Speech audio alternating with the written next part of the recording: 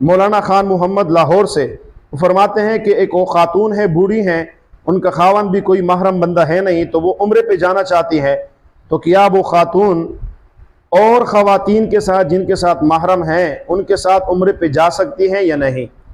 याद रखिए, उम्रा करना सुन्नत है, हज करना ये फ़र्ज़ है।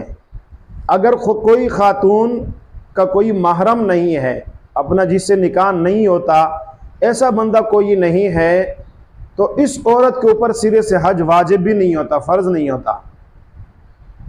औरत के ऊपर हज तब फ़र्ज़ होता है कि जब उसके पास साथ महरम हो। महरम हो तो हज भी जा सकती है। और उम्रे की बात तो ये तो सुन्नत है, तो एक हराम काम को बंदा करे इसलिए ताकि सुन्नत अदा कर लूँ, तो ये किसी सूरत में जायज़ नहीं है। लिहाजा ये खातून उम्रे पे उन ख़वातीन के साथ नहीं जा सकती।